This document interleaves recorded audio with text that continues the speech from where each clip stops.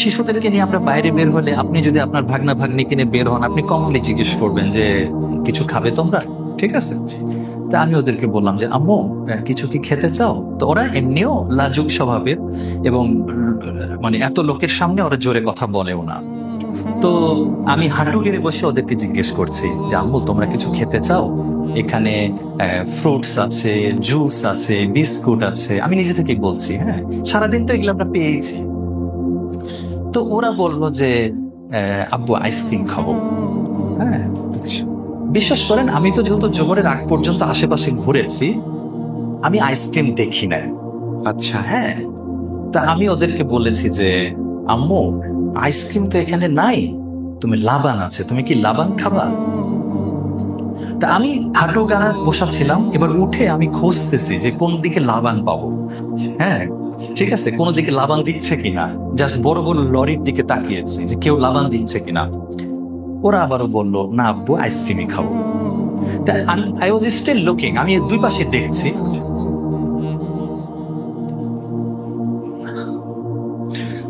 আমি জাস্ট দেখলাম একটা ভিড়ের মধ্যে থেকে দুইজন যুবক, তাদের দুই হাতে দুটা আইসক্রিম, আচ্ছা, তারা সোজা আমার মেয়ের কাছে এসে আইসক্রিম দিয়ে গেল।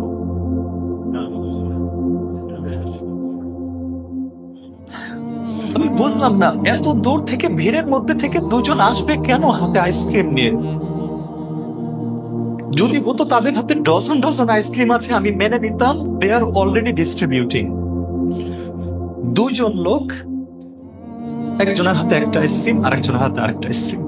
আল্লাহ সুবহানাহু ওয়া তাআলা আপনাদের জন্যই পাঠিয়েছে, বাচ্চাদের জন্যই পাঠিয়েছে বিষয়টা। আমি জানেন আমার জাস্ট মনে হলো তখন, আমার জাস্ট মনে হলো আল্লাহ আমাকে বুঝাই দিলেন শিবলি এটা আরাফার মাঠ, আমার ছোট হাজি চাইছে আইসক্রিম খেতে, তুমি জানো না এখানে দোয়া কবুল হয়?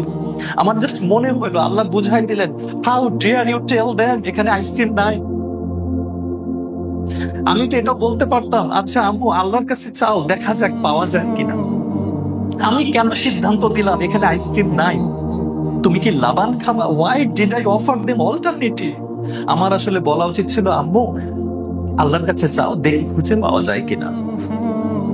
আমি এখনো ভুলতে পারি না যে ওই দূর আমি দেখতে পাচ্ছিলাম, বুঝলেন, প্রায় 30-40 হাত বা 20-25-30, আমি জানি না এক্স্যাক্টলি, একটা ভিড়ের মধ্যে থেকে দুজন আমাদের দিকে আসছে। They even did not talk to us. Ice cream দুজনকে দিয়ে দিল, সম্ভবত আমি যদি ভুল না বলে থাকি মাথায় একটু, মানে ছোট বাচ্চাদের মাথায় একটু আদর করে চলে গেল।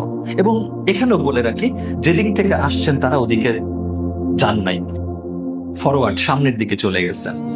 এখন অনেকে বলবে ভাই আরে এগুলো হয়ে যায়, ওনারা দিচ্ছিলেনই, আপনারা ওই মুহূর্তে পেয়ে গেছেন। But I don't believe that. আমি এটা বিশ্বাস করি না। আমি এটা এখনো বিশ্বাস করি আমি একটা ভুল করছি, আমার মেয়েকে বলছি এখানে আইসক্রিম নাই, তোমরা লাবান খাও। কিন্তু আল্লাহ তাদের দোয়া কবুল করছেন, তাদেরকে দিতেছেন। এবং আমি এখনো এই ঘটনাটা আমার পরিবারকে এবং বিশেষ করে দুই মেয়েকে আমি নার্চার করি, আম্মু don't forget this, Allah is with us. আল্লাহর কাছে চাইলে পাওয়া যায়, আল্লাহ দেন, মানে এই বিশ্বাসগুলো আসলে স্টেবল করা। তো আসলে এগুলো প্রত্যেক বছর হজে হজে আরাফার দিনে এটা তো মনে পড়ে। এবং ভাই বিশ্বাস করেন যতবার মনে পড়ে, এই যে আজকেও যেমন আমি একটু ইমোশনাল হয়ে গেছি, আমার এমন একটা দিন যায় নাই যে এই ঘটনা মনে পড়েছে আর আমাদের কান্না আসে নাই। ঠিক আছে, কান্না আসার মতোই বিষয়। হ্যাঁ, সেটাই। তো এটা এখন অনেকে বলবে কামান শিবলি ভাই সামান্য একটা আইসক্রিম নিয়ে আপনারা এত ইমোশনাল হয়ে যাচ্ছেন। No, it's not ice cream only, this is the response of আল্লাহ সুবহানাহু ওয়া তাআলা। এটা আইসক্রিম দিয়ে হিসাব করলে এটা তুচ্ছ ঘটনা, কিন্তু যদি আল্লাহর রেসপন্স হিসেবে দেখেন এটা তুচ্ছ ঘটনা নয়। এবং এখানে আমাদের আরেকটা বিশ্বাস রাখতে হবে, এটা আল্লাহ ওয়াদা করেছেন আরাফার দিনের দোয়া কবুল হয়।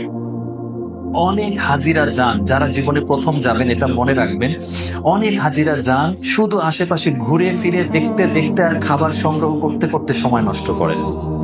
কিন্তু এটা যে দোয়া কবুলের একটা দিন, এটাই যে আপনি আগামী আপনার মানে অনন্ত ভবিষ্যৎ বংশধরদের জন্য যে দোয়া করে যাওয়ার একটা সুযোগ, আপনার ভবিষ্যৎ, আপনার অনাগত ভবিষ্যৎ সবকিছু নিয়ে দোয়া করে যেতে হবে, একটা অপরচুনিটি ছাড়া যাবে না। সুতরাং আমি বলবো যে আপনারা কেউ প্লিজ ভবিষ্যতে যারা যাবেন, এই যে একটু আগে তো আমরা সেলফি টেলফিকের কথা বলছিলাম, এগুলো তো ত্যাগ করবেনই, সাথে আমি বলবো অযথা সময় নষ্ট করবেন না আরাফার দিনগুলি। দোয়া দোয়া আর দোয়া।